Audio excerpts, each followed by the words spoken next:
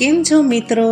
શરીર માટે ફાયદાકારક શિયાળામાં બનતો ડ્રાયફ્રૂટ મસાલા ગુણથી ભરપૂર ખણીદાર અડદિયા બનાવવા ખૂબ જ સરળ છે.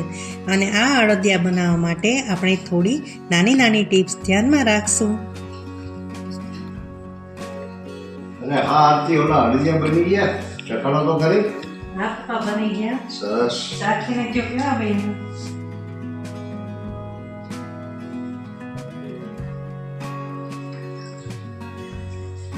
વાહ, અડદિયા તો બહુ સરસ બન્યા છે.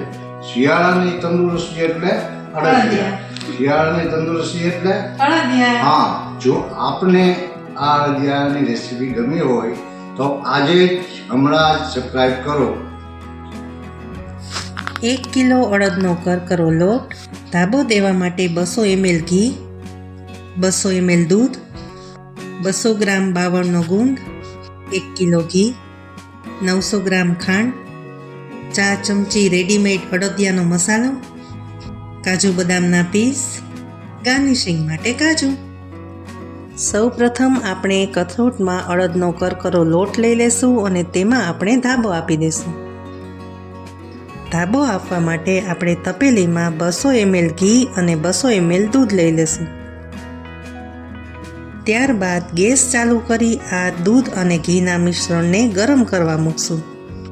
આ મિશ્રણ એક ઉભરો આવે ત્યાં સુધી ગરમ કરશું. તો મિત્રો, તમે જોઈ શકો છો કે દૂધ અને ઘીના મિશ્રણમાં એક ઉભરો આવી ગયો છે.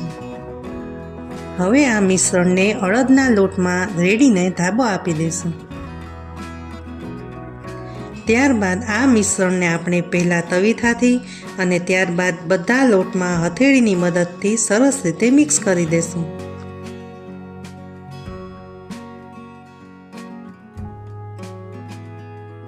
મિત્રો, તમે જોઈ શકો છો કે આપણે મુઠ્ઠી વડે તેટલું ઘી અને દૂધ નાખી દીધું છે અને ધાબો બધી કણીમાં આવી જાય એ રીતે આપી દીધો છે. હવે આ ધાબો આપેલા લોટને 30 મિનિટ માટે રહેવા દેશું. તો મિત્રો, આ લોટને આપણે રેસ્ટ આપીએ ત્યાં સુધીમાં ગુંદ તળી લેશું. ત્યારબાદ ગેસ ચાલુ કરી એક લોયું લઈ તેમાં ગુંદ તળાય તેટલું ઘી ગરમ કરવા મૂકશું. મિત્રો, આપણે જે 1 કિલો ઘી લીધું તેમાંથી જ થોડું ઘી ગરમ કરવા મૂકશું. હવે આ ગરમ થયેલા ઘીમાં આપણે થોડો ગુંદ નાખીને ચેક કરી લેશું કે આપણું ઘી ગુંદ તળાઈ જાય તેટલું ગરમ થઈ ગયું છે કે નહીં. તો મિત્રો, તમે જોઈ શકો છો કે આપણો ગુંદ તળાઈને ઉપર આવી ગયો છે. તો હવે થોડો થોડો ગુંદ નાખીને બધો ગુંદ સરસ રીતે તળી લેશું. હવે આ ગુંદ ડીશમાં કાઢી લેશું. તો મિત્રો, તમે જોઈ શકો છો કે આપણો ગુંદ સરસ રીતે તળાઈ ગયો છે. હવે આપણે જે લોટમાં ધાબો આપ્યો હતો તેને 30 મિનિટ થઈ ગઈ છે. તો હવે આ લોટને આપણે ઘઉં ચાળવાની ચાળણીમાં લઈ અને ચાળી લેશું, જેથી કરીને બધી લોટની ગાંઠ નીકળી જશે. હવે ચાળતા જે ગાંઠ વધી છે તેને મિક્સર જારમાં લઈને પીસી લેશું, જેથી કરીને આપણો બધો લોટ એક સરખો થઈ જાય. તો મિત્રો, તમે જોઈ શકો છો કે આપણો લોટ પાવડર ફોર્મમાં આવી ગયો છે. હવે તેને ફરીથી ચાળણીમાં ચાળી લેશું, જેથી કરીને આપણો અડદિયા બનાવવા માટેનો કણીદાર લોટ તૈયાર થઈ જશે. હવે ગેસ ચાલુ કરી ઘી ગરમ કરવા મૂકશું.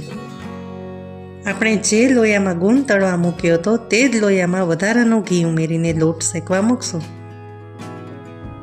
હવે આપણું ઘી સરસ ગરમ થઈ ગયું છે. તો તેમાં હવે આપણે ધાબો આપેલો લોટ થોડો થોડો કરીને ઉમેરશું.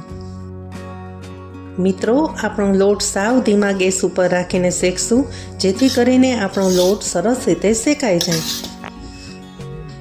શેકવા ટાઈમે આપણે બધું ઘી એકસાથે નહીં નાખી દેતા, થોડું થોડું કરીને એડ કરતા જઈશું. હવે આપણે લોટ વ્યવસ્થિત મિક્સ કરી દઈશું.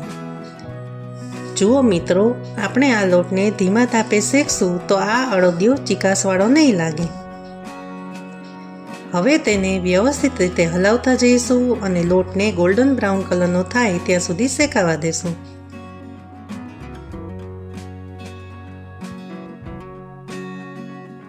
આ લોટને આપણે 45 મિનિટ સુધી શેકાવા દેશું, જેથી કરીને આપણો લોટ એ કાચો ન રહે. તો મિત્રો, તમે જોઈ શકો છો કે આ લોટને હલાવતા તે એકદમ ફૂલીને હળવો બની ગયો છે, એટલે આપણો લોટ સરસ રીતે શેકાવા આવ્યો છે. મિત્રો, હવે આપણો લોટ હલાવતા ગોલ્ડન બ્રાઉન કલરનો થઈ ગયો છે અને તમે જોઈ શકો છો કે લોટની કણી એકદમ સરસ શેકાઈ ગઈ છે અને ગોલ્ડન બ્રાઉન કલરની થઈ ગઈ છે. તો હવે તેમાં આપણે કાજુ બદામના પીસ એડ કરશું, જેથી કરીને કાજુ બદામ પણ લોટની સાથે ઘીમાં સરસ રીતે તળાઈ જાય, જેથી કરીને થોડો ટાઈમ જતાં આપણા કાજુ બદામ એ ખોરા થશે નહીં. મિત્રો, હવે આપણે ગેસ બંધ કરી આ લોયાને નીચે ઉતારી ને ઠંડુ થવા દેશું અને ત્યાં સુધીમાં આપણે અડદિયા માટેની ચાસણી બનાવી લેશું. આ ચાસણી બનાવવા માટે આપણે એક પેનમાં 900 ગ્રામ ખાંડ નાખશું અને ખાંડ પલળે એટલું પાણી નાખશું. મિત્રો, આ ચાસણી બનાવવા માટે આપણે ખાંડમાં વધારે પાણી એડ નથી કરવાનું. જો આપણે વધારે પાણી એડ કરશું તો ચાસણી બનાવવામાં વાર લાગશે. હવે ગેસ ચાલુ કરી અને ચાસણી કરવા મૂકશું. હવે આ ચાસણીને આપણે એક તારની બનાવવાની છે. તો મિત્રો, 10 મિનિટ થતાં આપણે જોઈ શકીએ છીએ કે આપણી ચાસણી એક તારની થઈ ગઈ છે. તો હવે આ ચાસણીને આપણે શેકેલા અડદિયાના લોટમાં એડ કરી દેશું ને આ ચાસણીને વ્યવસ્થિત લોટમાં મિક્સ કરી દેશું. હવે તેમાં આપણે તળેલો ગૂંદ થોડો હાથથી ભૂકો કરી અને એડ કરશું. ત્યારબાદ તેમાં આપણે 4 ચમચી અડદિયાનો રેડીમેડ મસાલો એડ કરશું અને વ્યવસ્થિત રીતે મિક્સ કરી લેશું, જેથી કરીને આ મસાલો સરસ રીતે મિક્સ થઈ જાય. હવે આ લોટને હલાવતા લોટ ચાસણી સરસ રીતે પી જશે. મિત્રો, જો તમારે લાઈવ લચકો બનાવવો હોય તો આ ટાઈમે સર્વ કરી અને ખાવાના ઉપયોગમાં લઈ શકો છો. હવે આ લોટ રૂમ ટેમ્પરેચર ઉપર આવે ત્યાં સુધી રહેવા દેશું. આ લોટને અડધી કલાક રહેવા દેશું, જેથી કરીને ઘી અને ચાસણી સરસ રીતે મિક્સ થઈ જશે. તો મિત્રો, હવે તમે જોઈ શકો છો કે ઘી અને ચાસણી સરસ રીતે લોટમાં પીવાઈ ગયા છે. તો હવે શેકેલા લોટમાંથી આપણે હાથથી અડદિયાનો શેપ આપીને વાળતા જશું.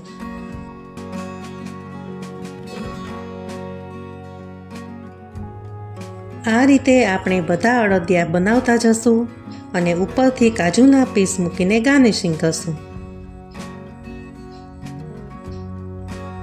તો મિત્રો, આવા ડ્રાયફ્રૂટથી, મસાલાથી, ગુંદથી ભરપૂર એવા કણીદાર, સ્વાસ્થ્ય માટે પૌષ્ટિક અડદિયા બનીને તૈયાર છે.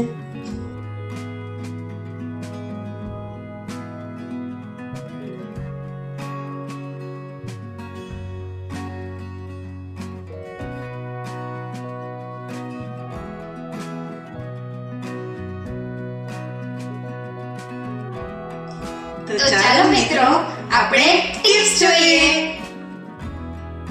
આ અડદિયાનો લોટ એ આપણે એકદમ ધીમા તાપે શેકશું, જેથી કરીને આપણો લોટ એ સરસ રીતે શેકાઈ જશે, એની કણી એકદમ સરસ રીતે શેકાઈ જશે અને ખાવામાં પણ ચીકાશવાળો નહીં લાગે.